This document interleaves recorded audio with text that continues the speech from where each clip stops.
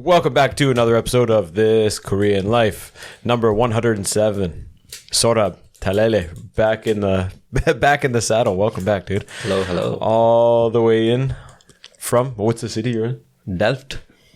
Spell that. D-E-L-F-T. D-E-L-F-T. Delft. Yeah. Wonderful. The storybook town. All the way in the Netherlands, dude. How's life over there? Super nice, man. Yeah. Having a lot of fun. Yeah. I miss some topography in the landscape. Was it just flat? It's flat as hell, man.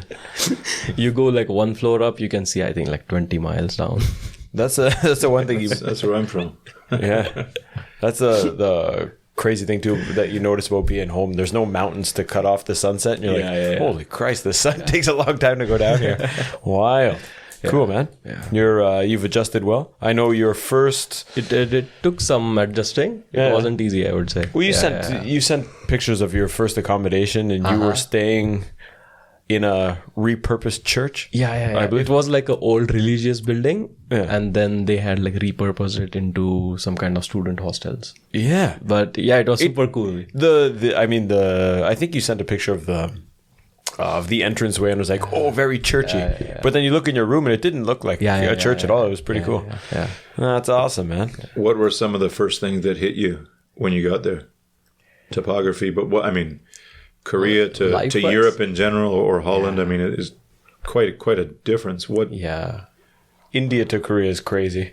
Korea to Holland. India to Korea was my just first experience out of India. Okay. So I had like more energy and more excitement to just like. I looked forward to, today I am going to make my alien car. Yeah. Okay. This time it was just work, like, oh man, there are like 10 documents to get. Okay. Cool. And I would say things are pretty smooth here. They are not as smooth outside Korea. In terms of what? Just like a number of admin steps you have to go through and a number of forms you have to fill. It's more over there? Yeah. Really? Yeah. Like you mean getting settled, changing your license or something like these kind of things? Yeah. And everything's take time. There are like, you need to book appointments for everything. Okay, yeah. Is that because it's like it's more efficient here? It's kind of robotic. It's kind of the people just have one job and they just do the job again and again. Yeah. I think at home I always feel like I'm inconveniencing everyone. I'd like to renew my license. Yeah. Yeah, that's what I feel like. You feel like you're screwing the guy's day up.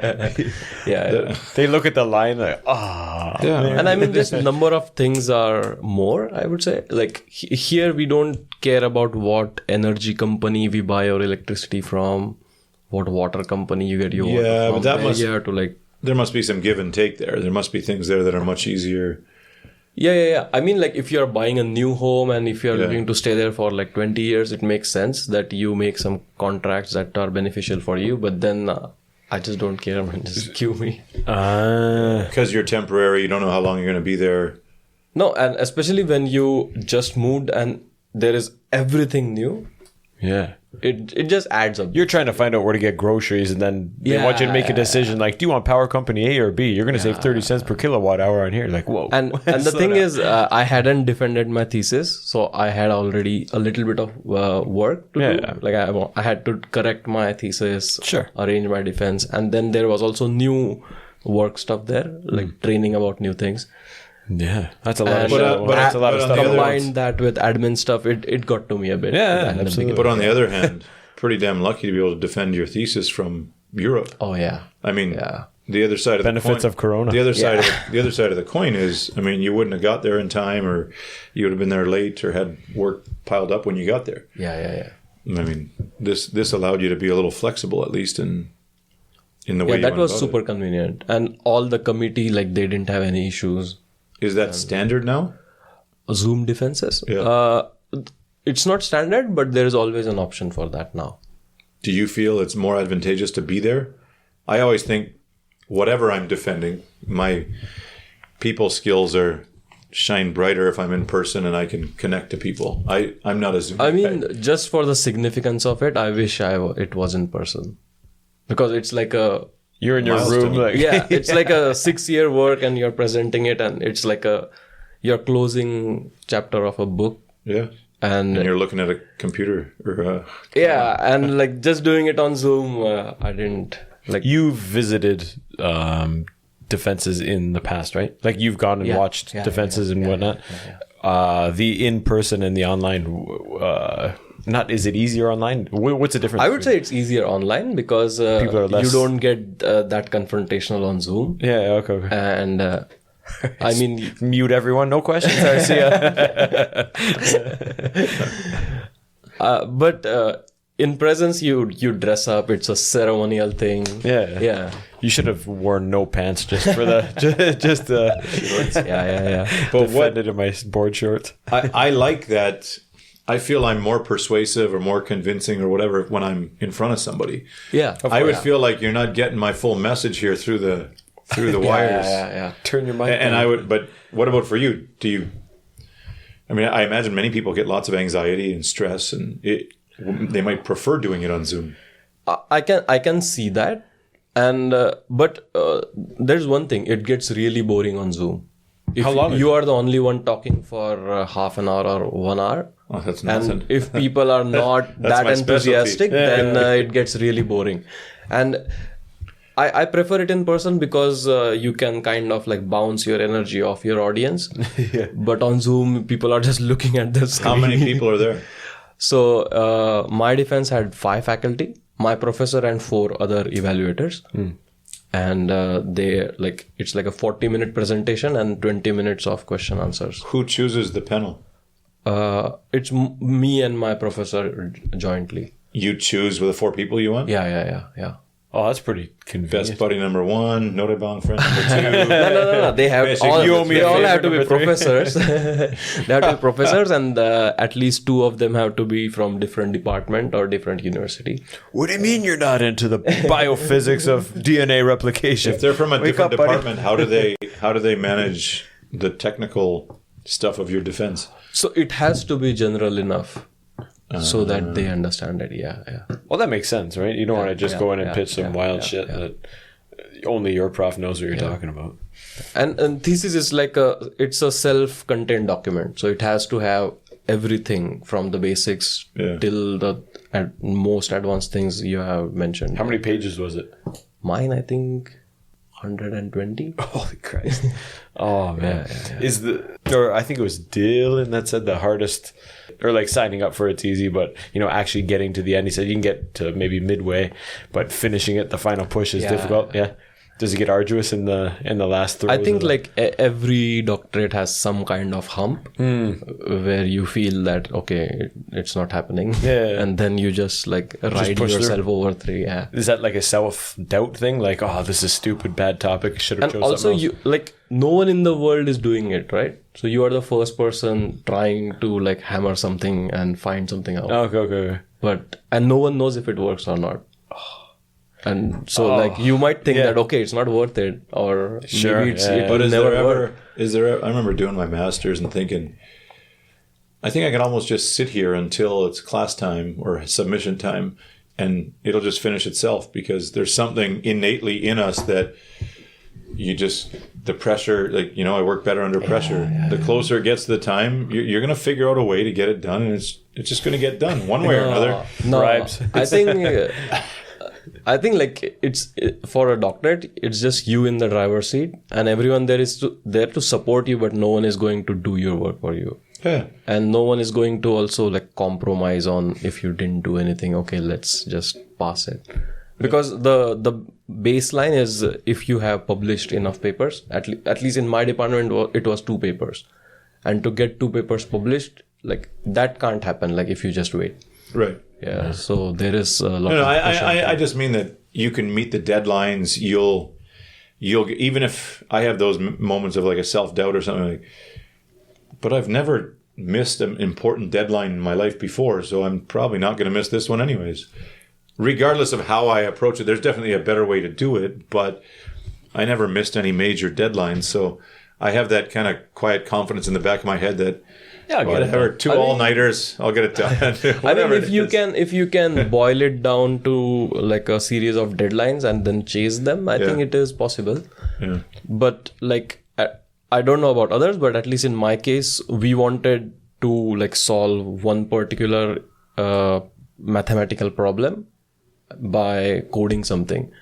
And like we had no clue how to do it, and like no one knows how to do it, so you can't set a deadline, right? Deadline like on it, yeah. I said, did you ever meet Myungle? No. Myungle?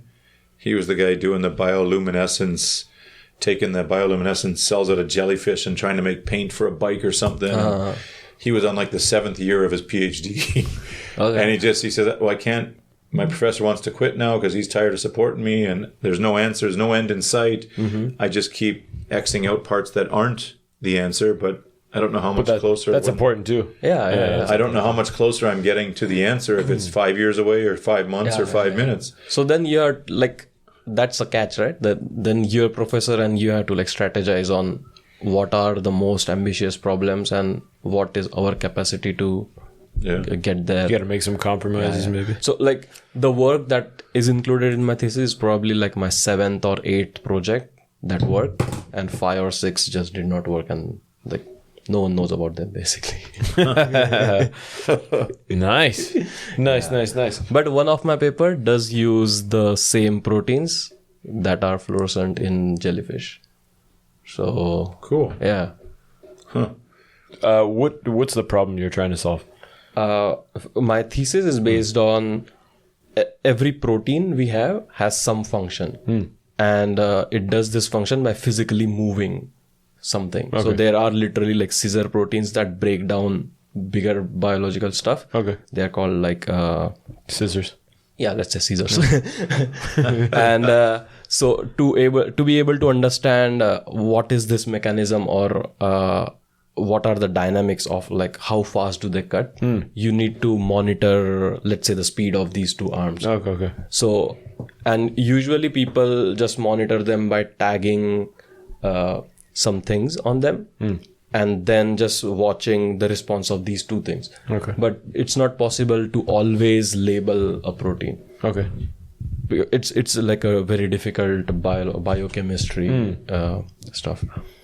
What we did was took autofluorescent proteins that have inherent fluorescence, and then just by monitoring the fluctuations in the fluorescence, if you have a fluorescent molecule, its wavelength or the color that it emits, it depends on its chemical surrounding. Okay. So if this chemical surrounding changes, this color shifts a bit, or the lifetime, which is like, let's just say to color. Okay.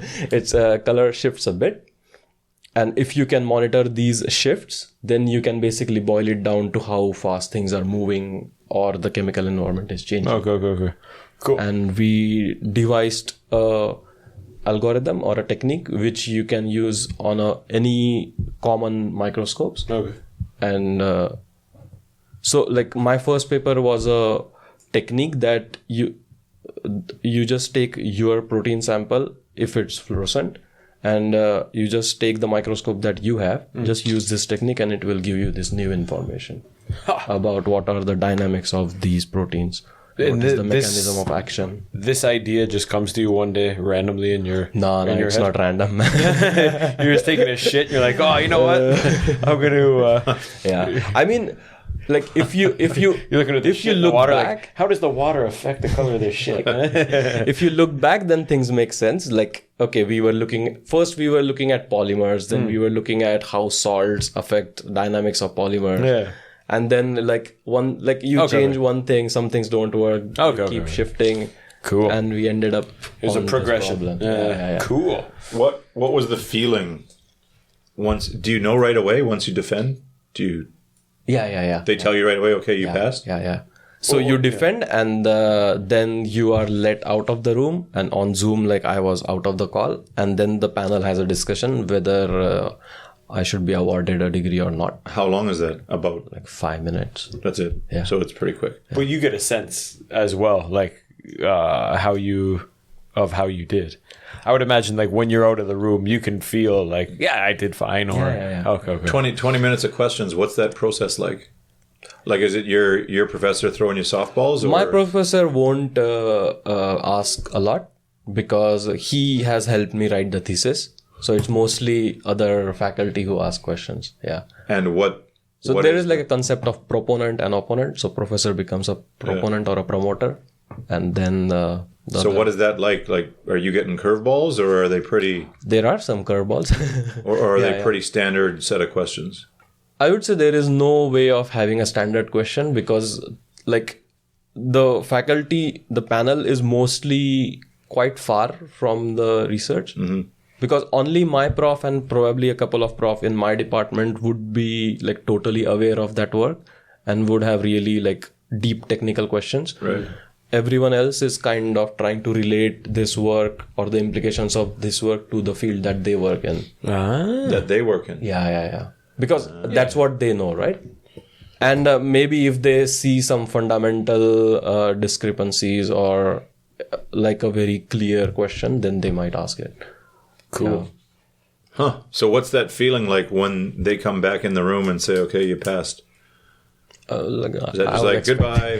Yes. No, I was expecting it. So. I knew it. But is it like that feeling of kind of, you can exhale and okay, it's finalized. But now. Think about even when you finished your master's, was it like a big build up and then the final day? I said like after mine, man, it was like, yeah, I submitted my thing, got my mark, and it was still like, you got the post traumatic master's disorder. Like you like there was no climax at all.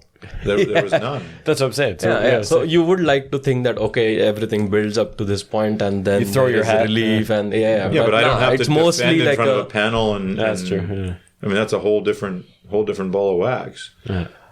I mean, yes and no, because I had prepared this talk also for my postdoc interviews. So, and me and my professor went through multiple iterations of this presentation, and so it's like teaching a class for the sixth time, Nate.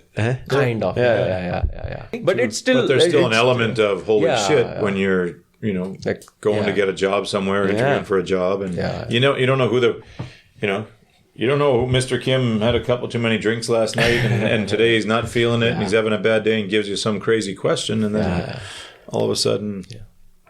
But struggling for an answer. But too, I mean, if you've been working on this forever, you know the ins and outs. You're not going to bullshit your way through a thesis thing. So if people are asking, what are the implications of your work in my field? You probably have some good ideas, or it's things that you've thought about before. Those things you can't prepare for, right? Like, sure. Those are not something. But there are also things that you come across after studying something for 7 years. You've seen and you've done that. You've got the experience, right? Yeah. How do you make it interesting for 40 minutes? I mean, if someone wanted to tell me about hockey for 40 minutes, I'm all in. If someone's telling me about micro-protein scissors, it's like going to a movie. It's also if it's a documentary on sports or a real life story, I'm all in. But if it's one of the kids' Disney movies, I'm probably sleeping in the first 20 minutes. So the thing is, the core stays the same, but the story you built around it changes depending on who you present. It all started when I went for a haircut, and I looked at the scissors. Now I just explained you from the point of view of how proteins function, but like its core is still on thermodynamics. Cool. So, like, depending on who the panel is or who the audience is, you kind of have to tune it. Is there any... is it very serious, or can you add humor and... A little bit, yeah. I knew all of the panel. Like, I have spoken with them, had discussions with them. I just wonder, like, can you use sarcasm and throw a few funny points out there, or... You can, Professor Kim, this might be useful. As long as it builds. It is not meant to be entertaining, but I guess like you get some space in the introduction part that's where I get comfortable, when you can break the ice and throw a couple F-bombs. Cut. That's yours, not mine. Cut the tension and just pretend like, hey, we're buddies. Remember, like I don't know you, but we're buddies. This is not. As long as it adds to it. As long as you're not doing you know. I mean, Mr. Bean special. I mean, now I am more comfortable doing it, but I mean, like maybe 1 year ago I wasn't that confident. Like if you are not confident in the content itself, then you can't have like jokes around it. Because if the jokes work and your content doesn't, then it's like it's just sad. Yeah. or your jokes are trying to cover up your insufficiencies in your knowledge. But that's what I mean. Like to talk to someone for 40 minutes, if they're not as interested in the topic as you are, I'm curious how you keep, like you said, in person, you can bounce things off the audience. You can kind of see and there's probably some level of professionalism too, because they've gone through that. And they know how it feels. So since my defense or my thesis has a lot of techniques in it, I asked in front that, okay, if you have any questions, you can stop me in between and just clarify the doubt. So they did interrupt in between, and like things got clarified as we went. So that helped. Like, it's enough questions for you. Is there like a review panel or for the selection or the selecting of the professors to screen the theses? Like, what if the guy is just completely not interested? Like, how is there a set of standards for choosing? When you decide that, it starts with once your professor thinks that enough work has been done, right? Then you fill a form to the department, and then you invite professors. So you like, but they can decline. Yeah. Okay. Because I was going to say, what? Yeah. So you have to ask professors to be on your committee. Right. Yeah. And at least in my department, we had this thing called pre-defense. So that is like a smaller version of this. Uh-huh. And pre-defense basically evaluates, are you ready to defend within 1 or 2 years? Like, have some work done at least so that you can like finalize the publication and then finally defend. Cool. That's all right. Yeah. How does all this transfer into getting a job and moving to Europe? When you start applying for jobs, you're bringing all this stuff up and you just, hey, how do you think you can contribute? Want to hear my 40-minute presentation? Here we go. How much of it is applicable to, because if you're going to be going and working in a laboratory or working in a research group or whatever, there's a lot of other things other than just your knowledge that are important. Yeah. You went to Europe to meet the team before. Yeah. So before that, I had 2 interviews. And in my first interview, I presented like a 15-minute version of this. Condensed. Yeah. And it had... So just GPT shortened this to 15 minutes? GPT sadly doesn't work for like... It's not precise enough for scientific content yet. So it just like rewords the things and makes it more like... Confusing. Yeah.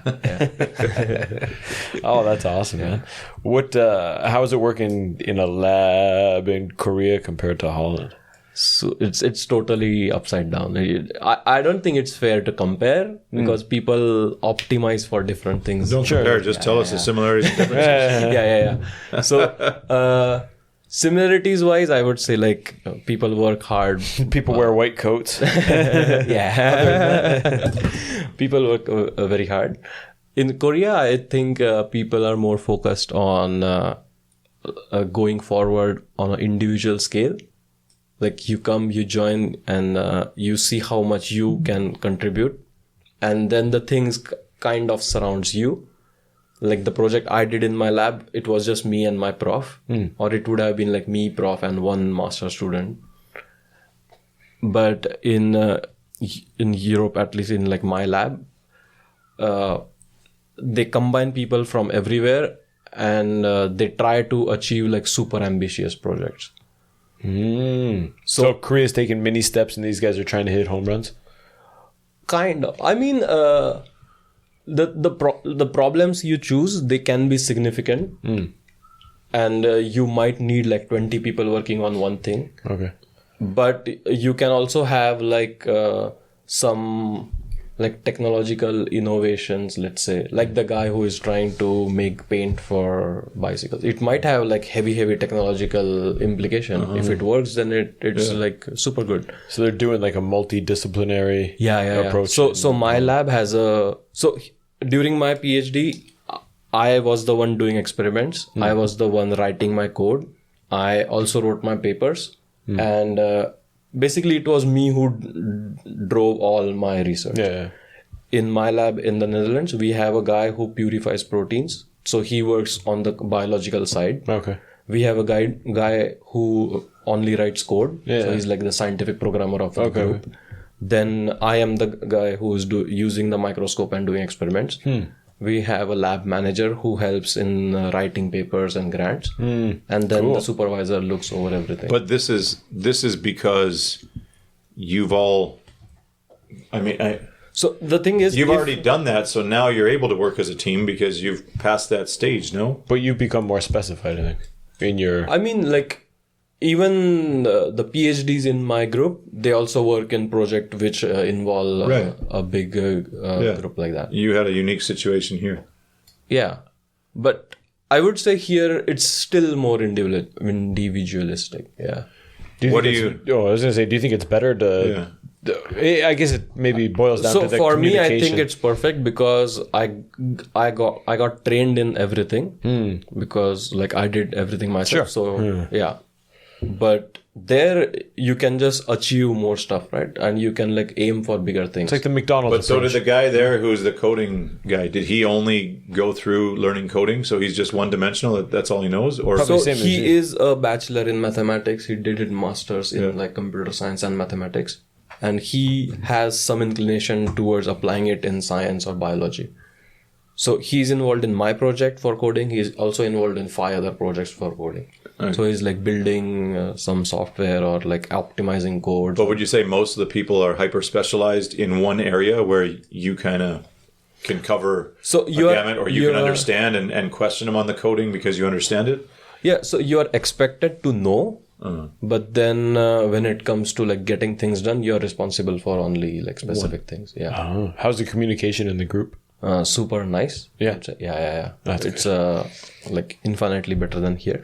Yeah. And I was going to say, I don't think that team structure would even work here because the communication I find is... and the communication thing is not because of language. It's mostly because the hierarchy stuff.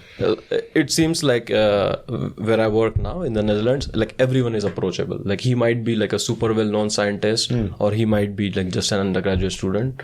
Like there is no hesitation in approaching people or even like asking for help. There shouldn't be. Yeah, exactly. I need some answers, dude. That's the normal way. We've been reprogrammed since being here that it's... that's a big boss. You have to go through there is some kind of like formality. Like you do have to respect people's time. You can't like ask anything for like... If you need any silly thing which you can maybe spend 10 minutes and get it done, of course you have to respect that. Yeah.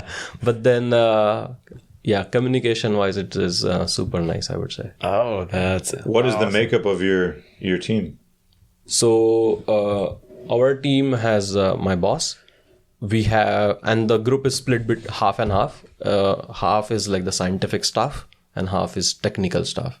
So technical staff is responsible for like one particular thing. So biochemistry people do the biochemistry stuff, like purifying proteins, optimizing assays. Coding guy does the coding thing. But I mean, like, is it mostly Dutch people or European? Oh, you mean or is that way? No, it's all 20 guys from all over the world, and is it? I think we are. Are you the youngest guy there, or? I think we are. It's a demographic. Let's say 12 to 15 people.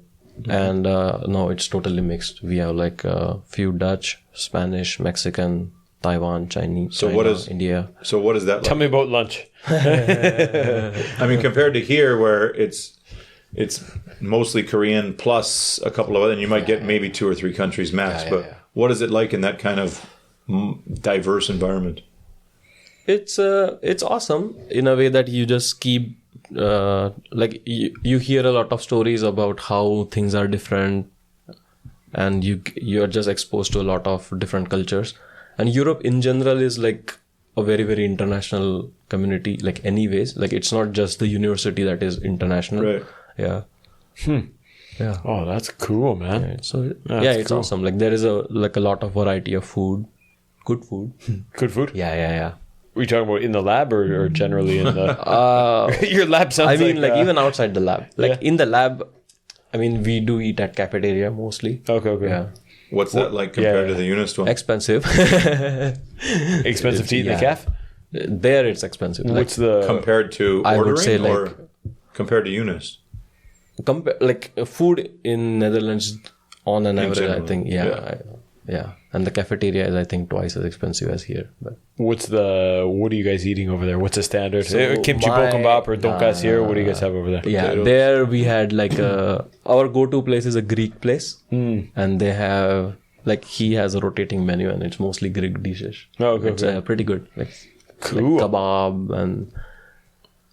I mean, I don't know what it is. They got rice too. Gyros, souvlaki. Yeah, souvlaki. Yeah. Sweet. You got the roti maker in your house over there? No. No, that was only here?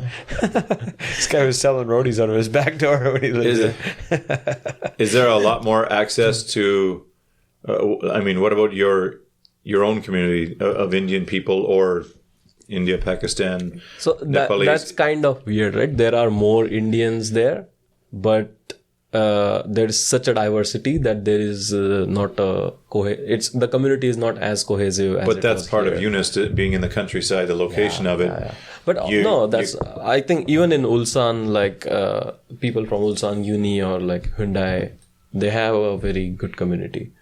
But you're brought together. I mean, in Holland, I think there's just way more opportunities and diverse jobs, no? Yeah. There's Indians that are doing all kinds of jobs. Yeah, exactly. Here, you're either a factory worker at Hyundai, maybe a student researcher, or you're at UNIST. Yeah. And also people there have been like, some people are like second generation Indians. Right. Some people have like just arrived. So there is diversity of experience as well. So like it's hard to like find like there is no like Indian community. Like I would assume here, I was going to say, I would assume it's better here because you're kind of forced into that. Yeah. There's nowhere else. If you want your community, you got to talk to these guys. That's it. There's no other option. Yeah. But so it's more cohesive here and it feels more like a family.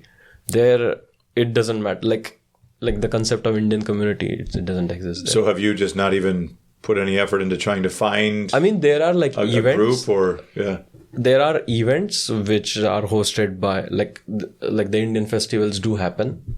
But they are also like international. So I personally haven't gone to like a big festival or like a big group event yet. Yeah.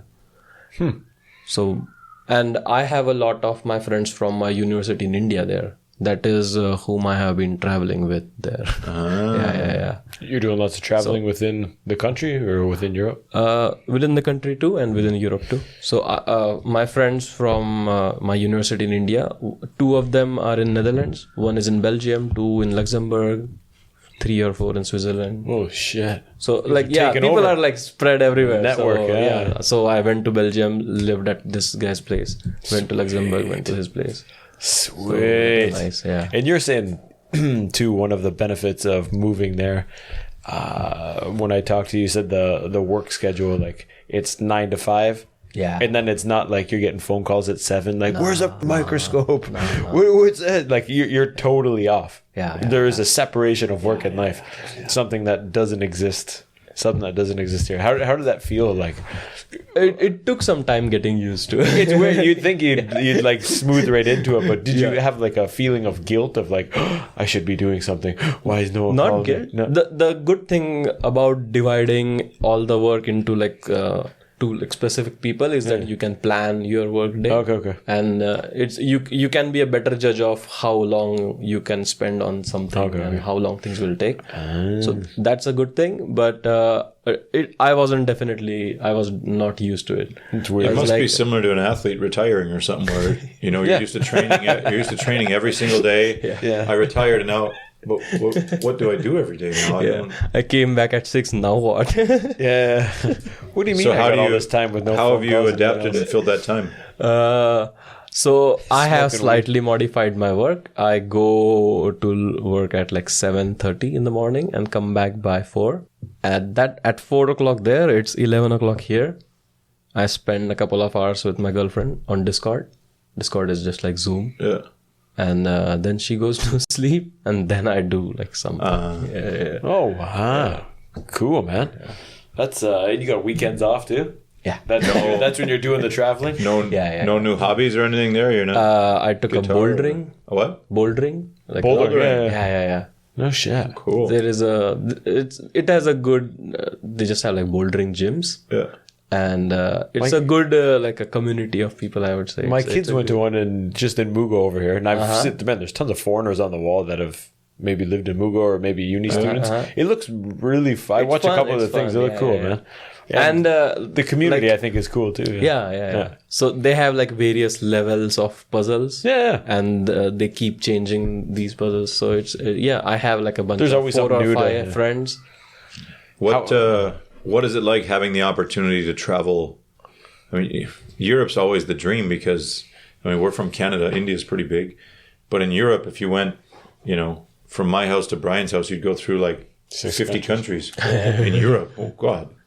That's, you got to drive for 2 days. Yeah. So that's always kind of the dream. Like when you're in Europe, you can get, and similar cultures in some places, but also very different in other ways. Yeah. What is it like having that opportunity? And I mean, I don't know what you thought growing up or whatever, and you end up in Korea, isolated and not close to anything. You have to fly, we're a peninsula, you got to fly everywhere. What is it like having that opportunity to travel, and what kind of things have you taken away from it?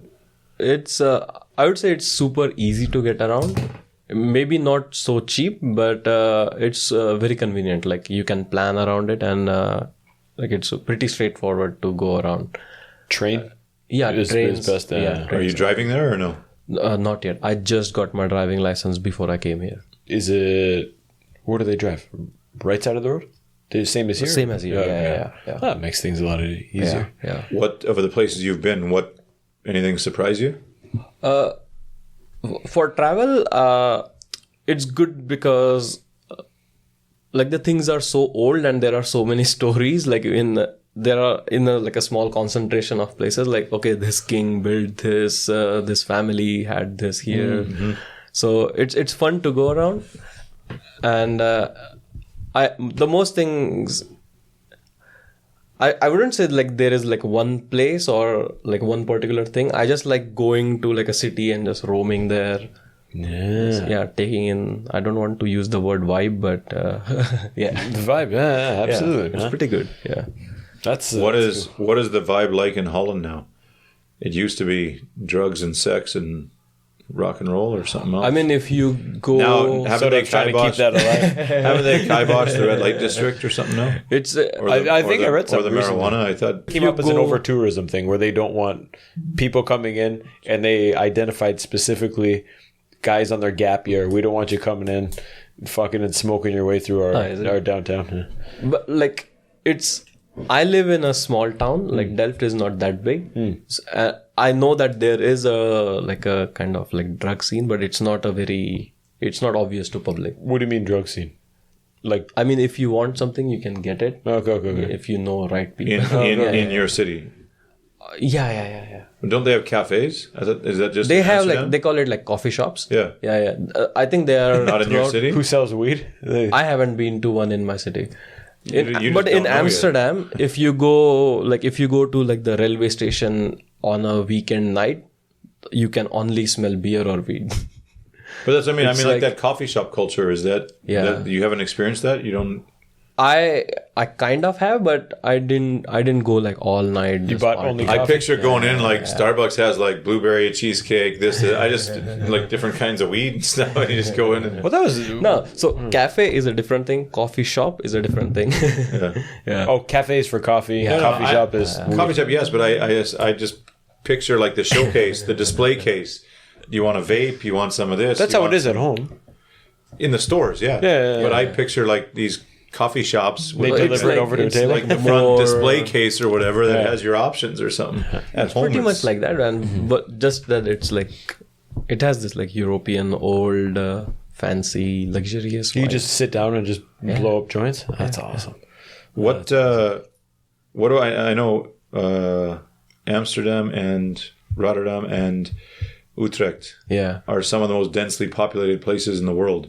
What is it like coming from India and from Asia? Is it like, this is nothing? Or, exactly. Or is it, because I remember, traveling lots and meeting lots of guys from Utrecht, and they say, oh, there's so many people in such a small area, so housing is really expensive and this and that. And I was like, but it can't be more than like... You ever seen an Indian train? They will... No, even if those people come to... If they stand outside Busan station, they will go in panic. It's not that dense. It may be densest in Europe, but... Okay. Yeah. I always wondered when I heard that, Holland's such a small place, so many people, but it can't be... Like, you've been to China yet, maybe? India? Yeah. Those are overwhelming places, and I just can't picture anywhere in Europe being that overwhelming. Yeah. I mean, it might be the densest in Europe, but then it's nowhere compared to here or India. Have you joined the bicycle culture? Yeah. I think like every other mode of transport kind of gets bullied a bit. If you drive a car, there are signals for like people crossing, bicycle crossing, tram crossing, train crossing, bridges fucking open because of boats need to go through the canals. So bike is like the fastest way to get around the city. Oh wow! I saw that video maybe like 10 years ago. It says like whatever. They changed half Rotterdam or Amsterdam bike rush hour, and it's just like 2 minutes, 3 minutes on fast forward of just. Yeah. Come on, it must be a bike festival. It's like or something. Sunday at 5 o'clock. Yeah. I took my bike from here to there. I ride it there. But I like, the thing I like there is that they're kind of like relaxed bikes, and it's not like hardcore cyclists. It's just kind of like motorcycles. You have a Kawasaki Ninja, then you got like just the glider or cruiser. They're like cruisers. Yeah. Nobody's in a hurry. No one's got a $2,000 bike. It just they don't have like 27 gears. it's going to get you there and it'll do the job. Yeah. It's a relaxed ride. That's awesome. I love that. And I think they also modified their like city structure around bikes. Sure. So like I live in like the downtown area of my city, and it only has like one lane for cars. Holy shit! It's just one. That's what it should be. Yeah. And eventually everyone's going to go back. It's still like a very, very broad road, but then there is like a footpath, bike road, the car lane. Then there is like a tram. Like there is like a lawn and there is a tram. When it rains? Wear a raincoat. Oh, you just cruise on. Yeah. Cruise on the bike, just in a raincoat. Yeah. Interesting. Like the delivery guys here. Yeah. Wow. The delivery guys. The rain has like there is no season or anything. It just rains like whenever. Yeah. Ha. Oh, that's awesome, man. So usually you just carry raincoat on you like all the times. Interesting. Yeah. That's cool. I like that. And it's also super windy, so umbrella also doesn't help. Yeah. So mostly a coat. Huh. I would love to ride my bike to work or wherever my class is, but I feel it's just an unsustainable practice. Like it'd be hard just switching back and forth. Like, I gotta get my bike ready, gonna take my car today. If it was more, I don't know. Mm-hmm. It seems like you can do it comfortably. And you got especially like since the entire country is flat. Like biking is it's not effort. Like it's not an effort activity. Yeah. Like here, if you bike from here to Samsan, like you have to like go through a bunch of ups and downs. Yeah, and in the summer I'd show up. Excuse me, can I take a shower before I start teaching? Yeah. It's Summer there was very pleasant though. Yeah, summer was super. I think pleasant. just the safety part here. Yeah, it was bad here this year, man. Really bad. Really bad. Yeah, just recently, just the last 2-3 weeks, it kind of lifted, and because it was still humidity a few weeks ago, and it was just. Yeah, it came late, right? Let's get on with the fall. Like come on. Hard. Good Lord. But now I was down to 7 degrees there yesterday. That's winter here. I can breathe in the morning. I just love going out and like you're not sucking in like they say hot blanket air. Not sweating. Seasons are getting messed up. Yeah, it didn't used to be this cold in October here, and things used to be more like. I remember 1 year, so it would have been 2009, I think. That November, like October 31st, we were out for Halloween whatever, out drinking, and it was like t-shirts and shorts, and November 1st it was like, whoa, like, dude, overnight it was it turned super cold. But I mean, I've played hockey here in late November in shorts and a t-shirt with beautiful 17, 18 degree weather. But who knows? Hopefully, I think I remember a mid-October Chuseok, and we were swimming at Jinnah still. So yeah, I mean, it was. But even the other day, like, if you're in the sun at 2 p.m, it's pretty hot. warm. It's 24, 23, but with the sun right on you, it's warm. What? How about the cost of living there? Is it affordable? Pretty high. Is it reasonable? It's high. In general, it's high, but it's Salaries match. Salaries kind of match. Like, salaries match, but then taxes also bring you down. Yeah, tax. So, like, the percentage of money you spend on cost of living is higher than here. I would say in Korea you have a higher purchasing power. So, like, even if the absolute number is less, things are more affordable and available here. Right. Yeah, but there I pay like 1,000 euros for just a studio apartment. And and you, like, do they have a down payment system too? You got to put like that key money down. Oh no. I paid, my key money was like 1 month's rent. Yeah, it's first and last. Yeah. Cool. That's pretty standard. Yeah. Interesting. 1,000 euros. What is that now? That's 1.5 million. Oof. Yeah. It's pretty expensive. Yeah. Yeah. Wild. What are you looking forward to? Once you end up back, you're here for a couple of weeks. You go back. You're still in the first year. Anything? The winter season, Christmas. Anything else that you're looking forward to? Big trips, travel. One good thing about being in Europe is you get to go to a lot of conferences. So we have a conference in January in like French Alps. Jesus. And it's hosted Sounds by my tough. lab. So they book a ski resort. Well, so you're going to learn to ski? Yeah, ski lessons are part of the conference. Really? That's awesome. Yeah. That, man, From collecting chair pictures in Olsen to skiing in the Alps. Cheers. That's a big jump. Yeah, so Cheers to that's mountains. like a one big thing coming up. Plus, friends are planning a trip to visit the Northern Lights. Where are they? Where do you go to visit them? Sweden. Like, Okay, one of our friend lives in Sweden, and she said like, okay, here's like a tentative plan. Let's see how it goes. So are you joining that, or I will see. how far is Sweden from? It's like a 2-hour flight, and then go further north, we would go by train. I think overnight train. There's a bridge now that connects Denmark, isn't there? From Denmark to Norway, and you know more than me. I don't know. or Sweden. I thought now you can, but not from Holland. It's too far to the. I know that there is a ferry. People usually travel by ferries there. The bridge. Any other travel aspirations there? There's a lot of stuff. Like, you got Oktoberfest in Germany on the list, and Tomatin. What is it? Tomatino. Tomatina. Yeah. You got all the running of the bulls. You got all that stuff on your list, or what?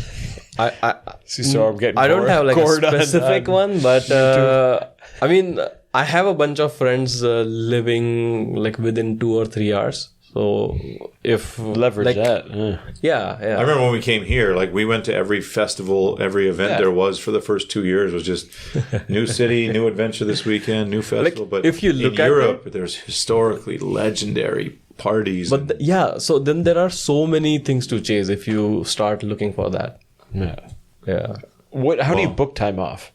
What's you got 2 weeks off to come here? Yeah. You just have to catch up on your work? Are you still working while you're here? I am not, like, I don't have to work when I'm here. Oh, also one good thing about Europe is you get 42 days of holidays.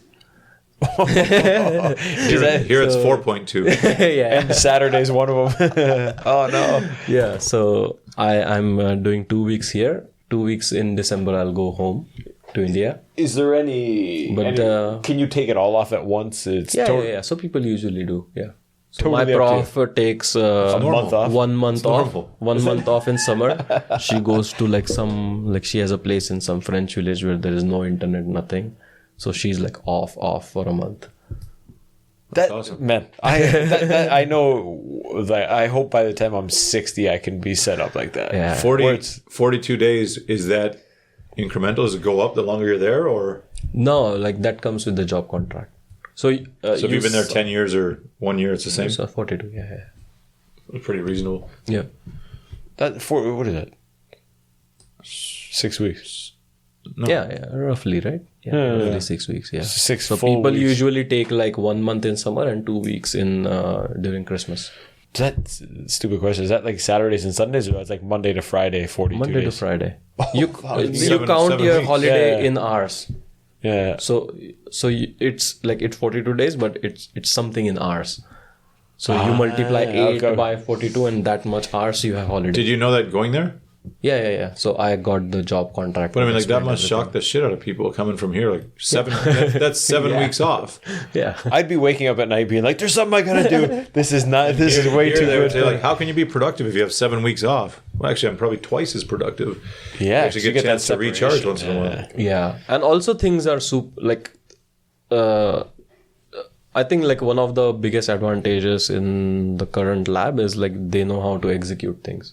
Like they don't just like do things and say, let's see what happens. Do you ever look back and reflect on the time here and go, how the hell did they get anything done? Here? Apart from putting in the hours, but it's obviously not efficiency.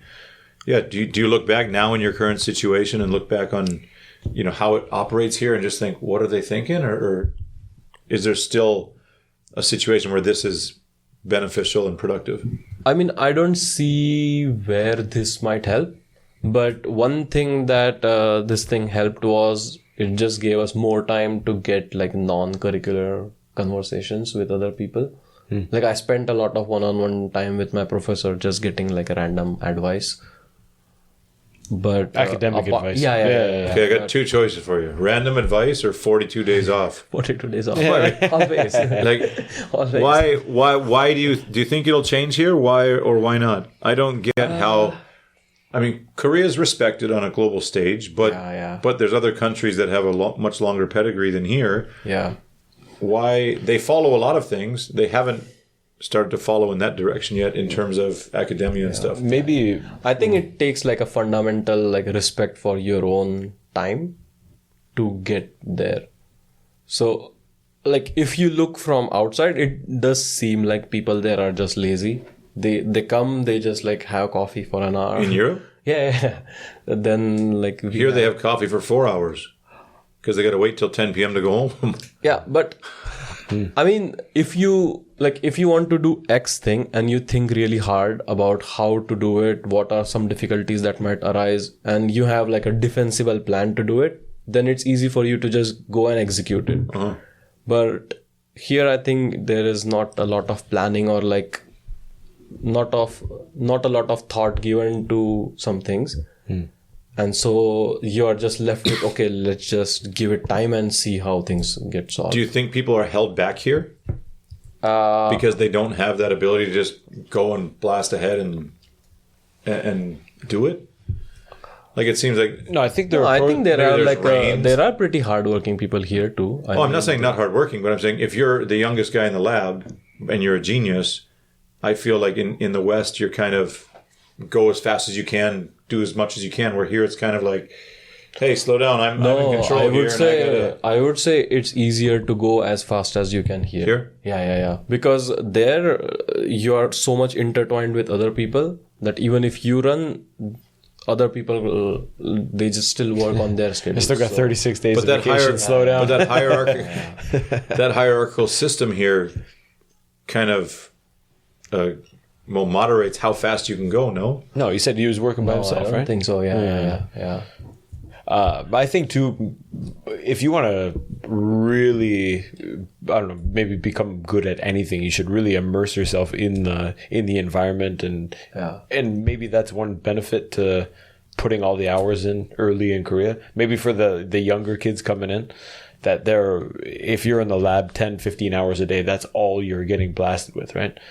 Which might be good or bad, I guess. I don't know. Yeah, but is it? Because there's a lot of coupon and screwing around. Yeah, exactly. Like there's. It's just that's what I think. If it's just I wasn't talking around, about you. Once you get to your situation, you can go as fast as you want. But the 5 years before that, I mean, you're just a minion in the lab, just waiting till 11 o'clock to go home. You're not. So here, if you are like one of the hardworking ones and you can focus, then nothing can stop you basically. So this replicates like the US system. Like you just go. You're good. Yeah. Blast out. So if you're third year bachelor's degree, you join the lab in your second year, and you got it, you know it, they're gonna help you through. Here? Yeah. I mean, if you got something that's gonna work, why not? But that's why I wonder if I feel like if you're, I don't know.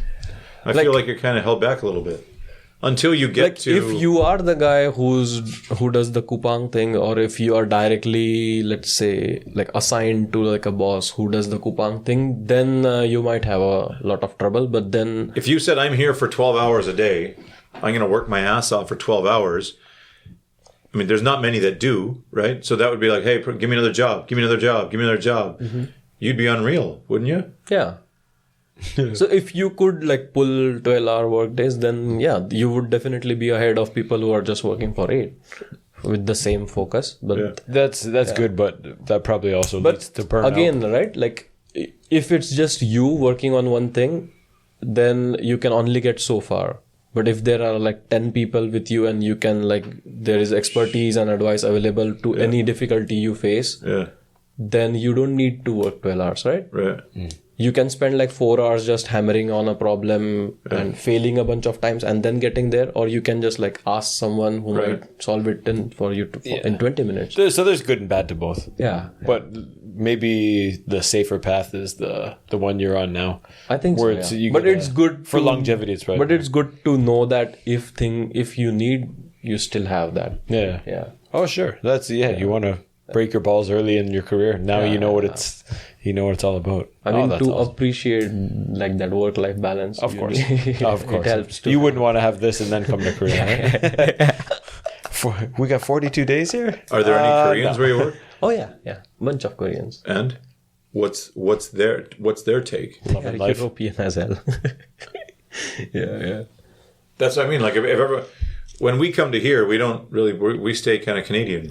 Mm-hmm. In the way that we live and choose to live and whatever. I mean, culturally, definitely they are Korean. But I mean, they're not in the lab till 12 o'clock at night. No. So they're changing. I also don't think there is like a hierarchy. They're changing to that style. That's what I mean. Like, when would?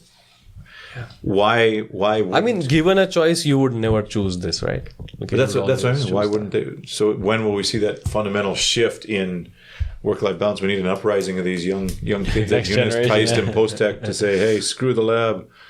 But it was funny because the foreign guys go downtown drinking. They leave at 6, 7, 8 o'clock. They didn't put in a short day, but the Koreans were like, man, I have to be there at this time, or the CCTV is going to tell my professor I'm late. I have to stay till this time, even if I'm not doing anything. Yeah. Has no one ever fought back against that and been like, but the thing is, these guys came from the States. A lot of them came from the States where they never had that. Yeah. And I don't know how they got to Eunice and they got pushed back into the groove of being Korean. But I know when a couple guys at Eunice were pretty lax, the guys from Keist and Post-Tech started calling and saying, hey, that's bullshit. That's sad. You don't bring your American-style laboratory stuff to Korea. We do it this way, and this is how we do it, and you do it how we do it. And it's a lifestyle. I was like, some of the junior professors were basically told, right? Like, I don't want my kids bitching. You guys are getting out early and having fun and relaxing and coming to work hard the next day. Yeah. We want robots. Wow. So what does the future hold in your work?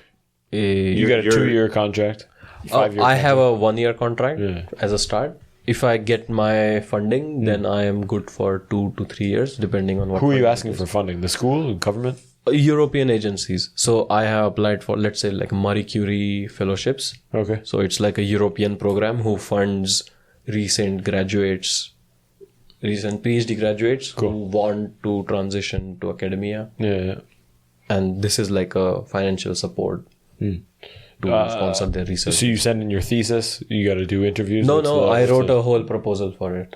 You wrote a whole proposal? Yeah. So what I, like, using my background and using the current lab's capabilities, what science I plan to do. Are these all individual applications or do you apply as a team? Yeah, no, it's individual. Yeah. At least for younger professionals. So if you get that project, that's then good for your team. You would do it by yourself or the whole team? So the project can be done with people, but the application, it's totally individual centric. So is the computer science guy applying for other projects that can bring back and also need your expertise? Oh, so you get 15 people all So in my proposal, I write that I will take help of this person for these things. So if you don't receive any funding, you can still be signed on for another year for doing good work, working on all the other projects? Currently, I am already on a project. I am funded by a project that my professor wrote.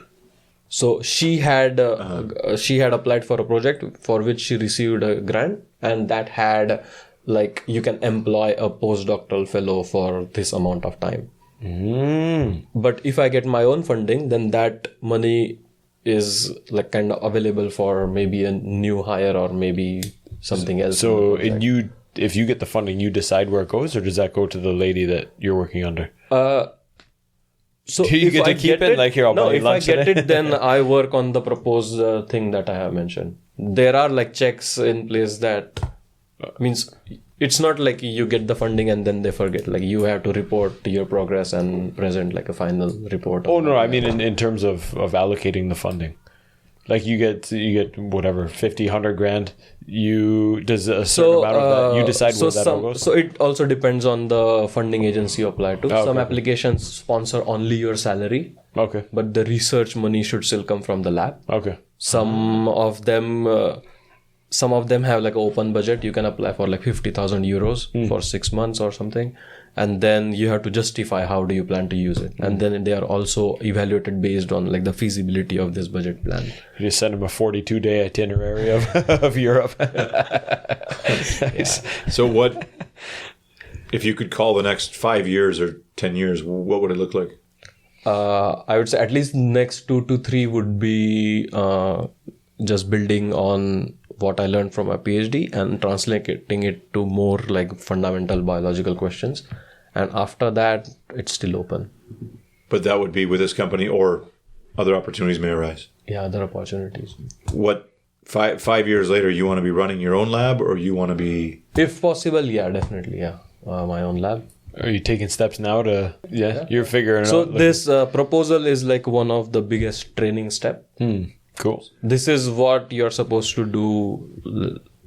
You're following. This is like the major thing a professor or like a scientist does. Cool. You like propose projects and acquire funding, and there's a pathway to follow, a set path that you can do. Yeah. Cool. So like my current lab, they provided me with a lot of resources that helped me write this proposal. Awesome. Does everyone want to do that? Like, would you say you're more ambitious wanting to run your own lab, or is that you find talking to your coworkers and stuff that everyone wants? It's definitely an ambitious thing because like there aren't enough faculty positions that there as compared to the number of people that are graduating and moving up in academia. Cool. Yeah. But then there's also the whole world of industry, right? Yeah. So that's always open, let's say. Cool. Any intention of making it back to the homeland, or? Oh yeah. That's the end goal? Yeah. Like running your own research center or laboratory or something at home? Yeah. Really? Yeah. How long would that take? More than 5 years, I would say. But like if something comes up as soon as possible. Really? Yeah. How old are you now? 27? 28. 28? Yeah, turning 29 next week. 29 next week? Yeah. You're going to be here? Yeah. Even 28th? after... When's your birthday? 28? 9. My brother 27th, my wife 28th, you 29th. Okay. Jesus. Even after the Greek restaurant and 42 days off and bicycle life. Hey, he's working on legacy. India's wild, man. It still doesn't feel like home, no? Yeah. But I'm not interested in going home. Legacy. Like, and a lot of Indians love making. Also, like just by pure strategic point of view, if you look at where do you see the most growth rate these days, it's India. Like what place has the most? You guys need English teachers? I think it's India. Nice. Yeah. Oh, that's awesome, dude. Once you're established, or you gain the experience, does it matter where you are? In the sense? Geographically. America, India, Europe. Yeah. Like, I mean, if you're in India and there's not nearly the funding that there is in Europe in your field, is it more beneficial to be located in Europe or in America or... So I would say based on funding and community and like opportunities, Europe is definitely better. US is also really, really good, but US it's very unpredictable these days. So you can't bet on it like if you want to. But so that's what level of experience would you need or achievement to be confident in going home and making it work back home? So the issue with going back home is just competition. So you have to outcompete everyone else who's applying for the same position, let's say. So you need like outstanding academic record, like good papers. Boils down to basically good papers and like productive time during this postdoc period. Yeah. Keep going. Is the field you're working in, is that a very saturated field or is it still pretty unique? It's like our lab is in pretty unique position in the sense that there are very few labs that have the same experimental capabilities as this. But that also like kind of pushes us in a very niche place, right? If you were to take that and move home, maybe there's not as much competition and you're still working in that niche field. But the thing is, you apply for a faculty position like in India. No one is looking for a particular niche position, right? Like you apply to like, let's say, Department of Biology. So you would go home to lecture or As research, or if it's a part of the faculty's job, yeah. But research is your main thing. Yeah. Cool, man. Cool. What do you when you're over there in Holland? What do you miss most about Korea? What's so many things? Yeah, food is one thing. Yeah. Also convenience is another. Korean food? Yeah. Okay. I legit feel like very, very homesick for Korea when I'm there. Interesting. Yeah. I think anybody who lives here for X amount of years, whatever country, dude, I felt it when I went just back home. It was a week or so in. I just went, man, I need some doenjang. I don't care if it's $20 a bowl. Well, I need some of this to sort my stomach out, man. I tried some kimchi there. It was horrible. I was like, oh shit. Dude, you're gonna end up being an importer, maybe. Huh? Maybe. Is there Korean restaurants and stuff around there? Yeah. But I've heard like they are very expensive and not as good at all. Yeah, that's it's every like, restaurant. 15 euros for a kimbap. Forget it. Better than a frozen Trader. Trader Joe's sells frozen ones for 10, I think. Kimbap and soju, $30 set. Wow. Dude, kimchi jjigae, one doenjang and one double jjajangmyeon. Like a kopegi set was like $70. Oh no. In Canada. But the thing is, like the convenience store stuff here, you get almost everything there. Like the snacks. Oh, okay. Ramen, and, that's something, when we were in New York, we're like, oh, buldak bokumyeon. Bought some. Yeah. It's like racks of bulldog in like a random. And then we're like, oh, we might not find this in Canada. And then you go home, and be like, oh, it's at this mart. This mart. It's called volcano chicken, by the way. Okay. In English, even in Uzbekistan and Kazakhstan, it was everywhere. Yeah, it was everywhere. Yeah. I was talking about the Korean influence. I wanted to give my kids like authentic experiences. Dude, you're downtown. Oh, it's Times Square. Spider-Man was here. This movie was over here. And you turn, you're like, oh, it's fucking Patty Baguette over here. Downtown. Dude, we go back to my hometown. Like, guys, this is Niagara Falls. We're going to go on the boat. We're going to go around the waterfall. This is going to be like, this is the most Niagara Falls shit you could possibly do. And man, we go down, we're waiting in line.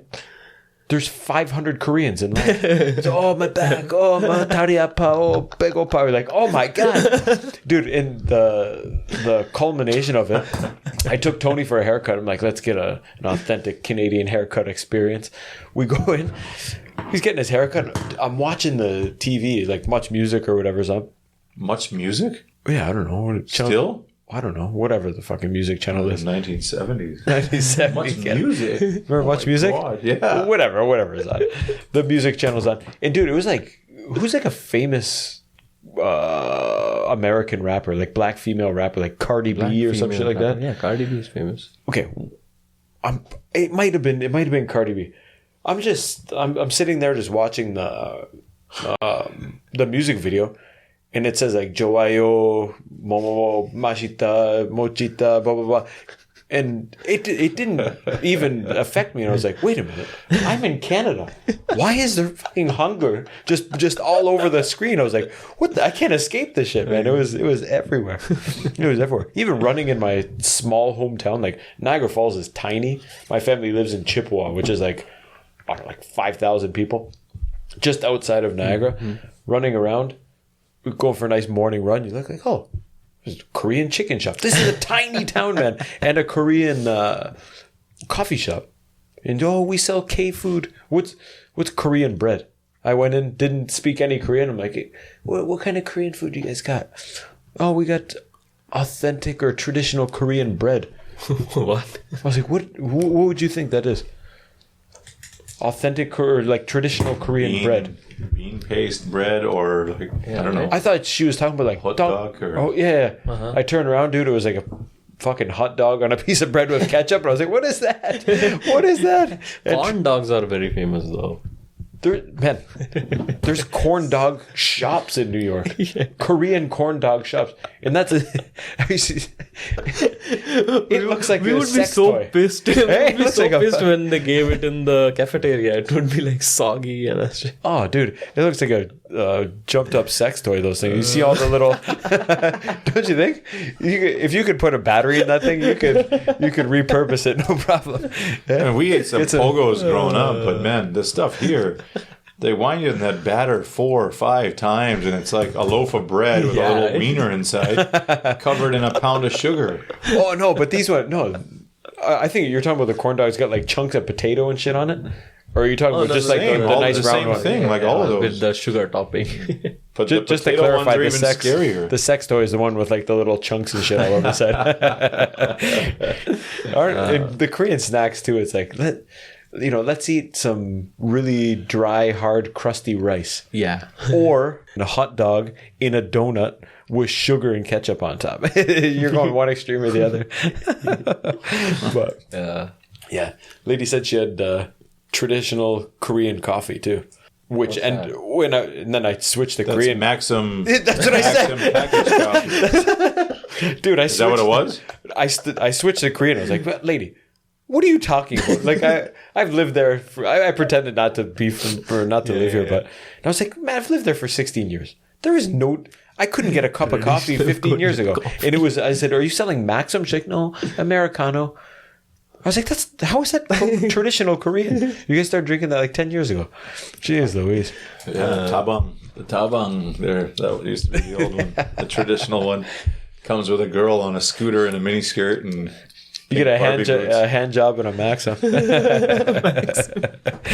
little snatch chip. That's the traditional coffees when I got here. Good times. Oh, I love the breads there though. Oh yeah. Oh, I know what I wanted to say, dude. You sent me a picture of soap. Oh yeah, man. Oh yeah. Have you ever been to Lush? Again, it took me to go to North America to figure out. Lush sells, man, $22 American for one of those bars of soap. I was like, oh, $5? Ooh, maybe that's too much. Dude, $22 for a bar. Artisan soap? Yeah, right? Handmade. It's all would you ever pay $22 for a bar of soap? It's insane. Handmade, man. Come on. Oh, jeez. That's it. It's all in the market. I think it's all like ethically sourced stuff as well. But who cares, man? They're selling it in public market. Like, who knows? Oh, yeah. Jeez Louise. Does smell good. Whatever happened to just jumping in the Ganges, man? Yeah. You don't need $22 of soap. Give me an orange peel in a rag. Yeah, that was in Vienna. What's that? That was in Vienna. In Vienna? Yeah. Oh my god, dude. Lush. You're familiar with the store? It's like they're in the department store here, but I walked in, I was like, oh, let's see what could 20, that's like $30 Korean. Yeah. Hold on, dude, not a log of soap. I know. One bar of soap. Yeah. I don't know. I'm not outraged at this, but my jaw hit the floor. I was like, Jesus. You're sitting on some money here. Oh, yeah. But yeah, even a one-time bath bomb for $8. I don't like to imagine that that would ruin the bath experience. Laying down, be like, this cost me $8. What the fuck? Oh my god, that would ruin. You could buy a candle for $3 and burn that thing for years. An $8 bath, Jesus. I got a Body Shop, some kind of body lotion or body wash thing from the bath shop for Chuseok. Someone gave a gift. Oh yeah, and I just get in the shower. I'm like, when did we get all these fancy? Like, I just use a bar of soap. It's the best. Just like a bar of soap. All these lotions and scented, and now all these podcasts and stuff talking about the chemicals used in all these things and how crazy they are for you. But I was just wondering, what the heck's wrong with just a plain white bar of soap?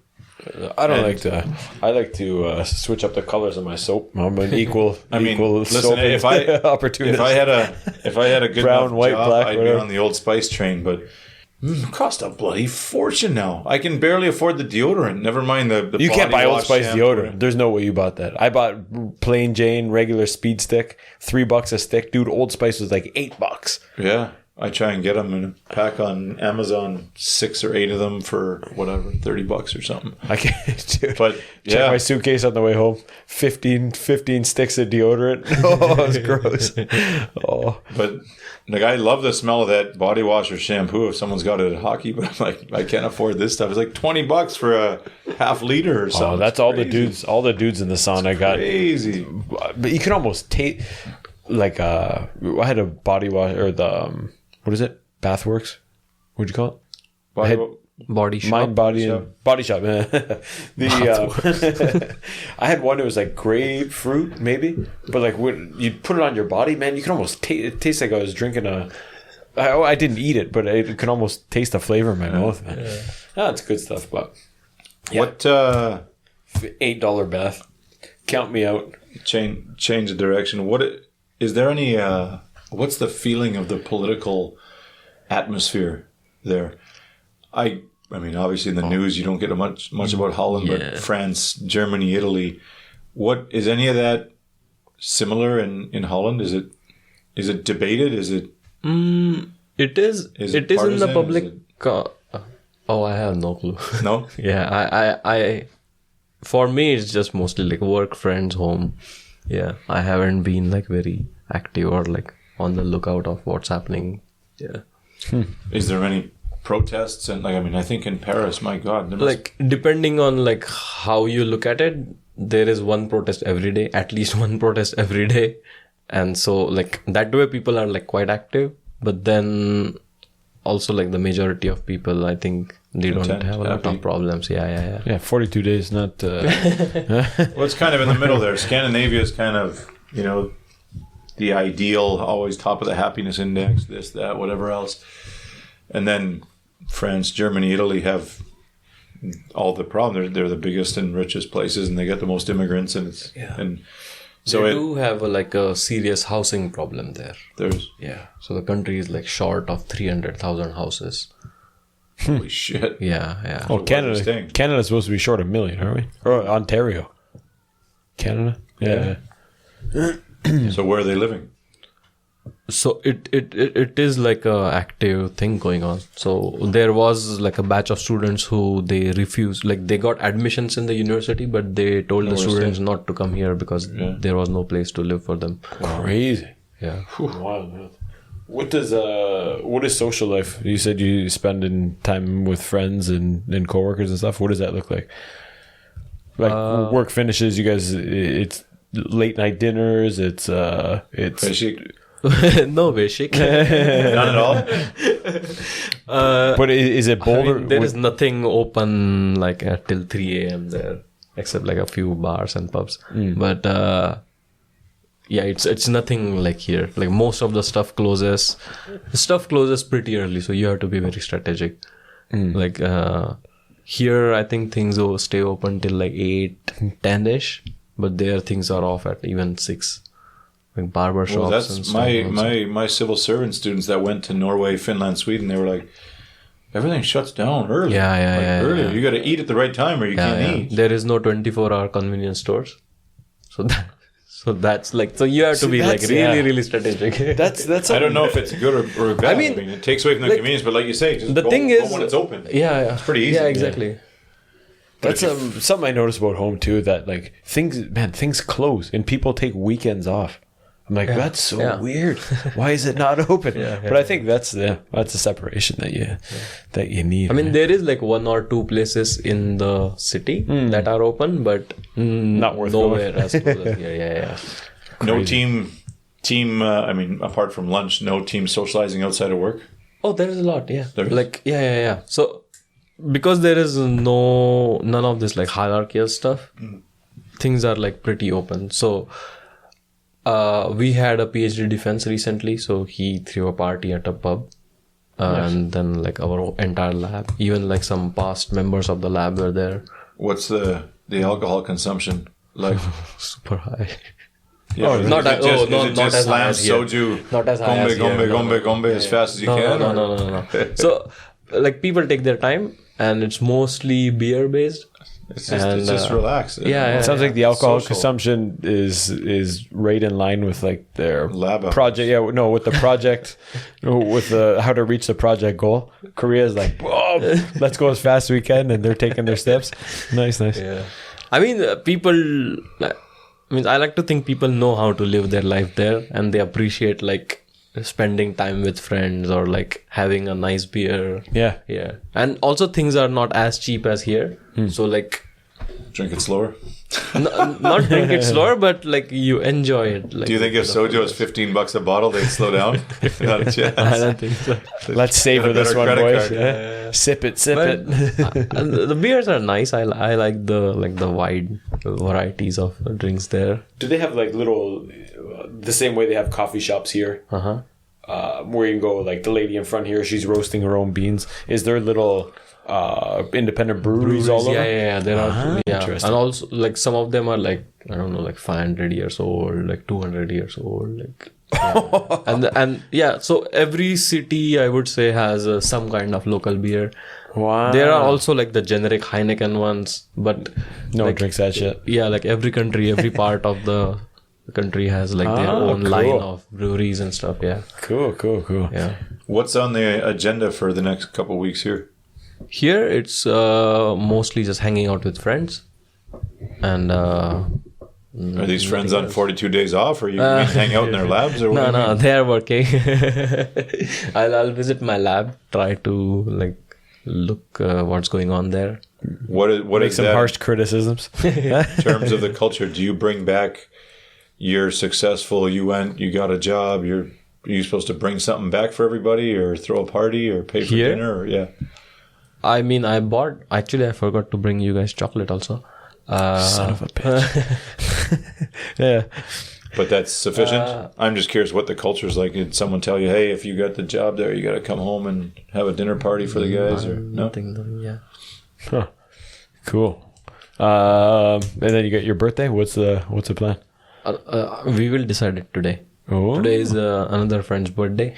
We are meeting at his place. Yeah. So today we will decide. Is it going to be a Sunday night banger or what? Not a banger. Probably. Actually, most of the people that we had, most of the, let's say like the young crowd we had at Unis already graduated. Oh, okay. Like the people who came with me and like the hard bangers party crowd. Yeah. And now it's mostly like the people who have been here for quite some time. Cool. Yeah. A little more relaxed. So mostly, like Sumit and Amit's family. Beautiful. 2 other friends and just me and Michael. Shout out to Amit. Yeah. Nice, man. Yeah. It's pretty chill. Yeah. Dude, it's I don't know, it's weird. It feels like it's been a long time since you've been here, but it feels like it doesn't feel like that at all, like coming back. Yeah. I think like I still live here. You just been over there for a bit? Yeah. Oh, has your family visited Europe at all? No, not yet. Planning or? Yeah, they're planning. That'd be maybe cool. next year. They wanted to visit here too, but then we didn't have a good occasion. Yeah. Not much to see in Ulchugun. No, I mean like I would have invited them if I had some time. Or maybe not COVID. If you had 42 days off. Yeah. Oh, that's awesome, man. Yeah. I got new life goals now. 42 days.